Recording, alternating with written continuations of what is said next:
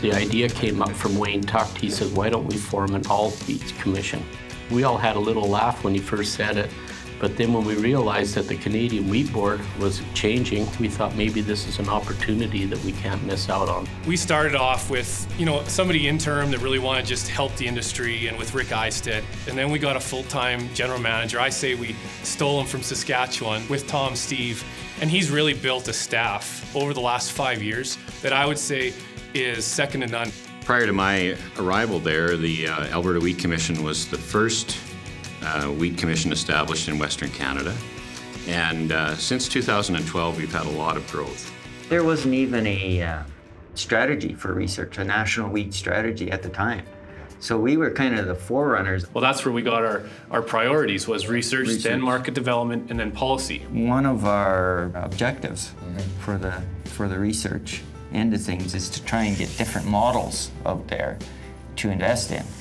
When it comes to research and development, our program focuses on two main areas, genetics and agronomy. And on the genetic side, we're funding researchers that are looking into new varieties that have higher yields, better disease resistance, better resistance to drought, which is an issue in Western Canada. And the other part of the equation is agronomic practices. So how can farmers grow crops more efficiently?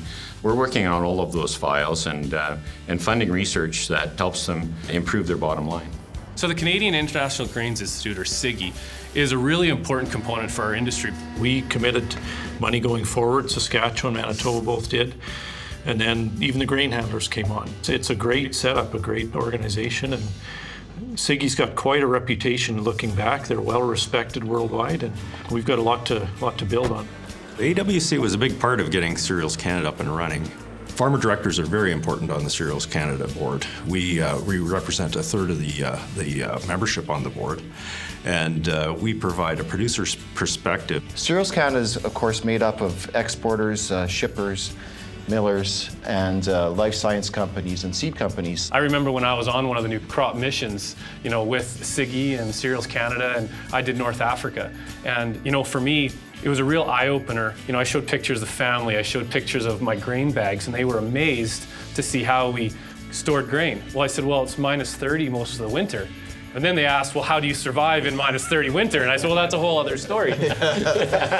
Our wheat is second to none in the world, and we want to showcase that and let our buyers know that the farmers who are growing the grain for their markets, we want to sell them a healthy, nutritious product.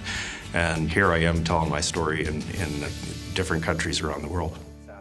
I think we're known to be farmers who are objective and fair, and we aren't afraid to get on an issue that is important to our members. I testified before the Transport Committee just back in September to let them know why we need to make rail work better for everybody so that there aren't the delays that we had in 2013. I think we were very effective in bringing that farmer perspective forward, and I think that translated into the legislation. If we can't get our grain to market, we go on these new crop missions and we can tell them how wonderful our grain is, but if we can't get it to them, what good is it? So the whole goal on this bill is to hold accountability to the railroads. In the past, it always came back to the farmer. Team Alberta really came from one of our staff at the Alberta Wheat Commission when I was there. It was really important that we got together to go down to Ottawa, open the doors to the MPs, to give a perspective from Alberta. On the cash ticket deferral file, Alberta Wheat Commission was the first group to go to Ottawa and sit in front of finance people and revenue people to explain to them why this is a reasonable accommodation. We want to even out our income so that we're not paying a ton of income tax the one year and then collecting it back in the next year.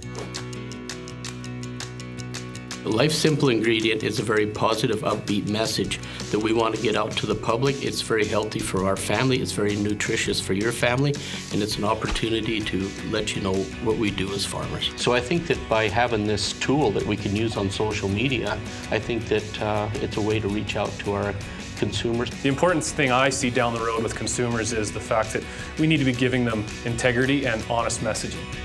PDQ is pricing data quotes is what it stands for. That provides good, transparent pricing data on a cash basis for farmers. So You can, at any time, look on that website and find out what a general cash price is in your area.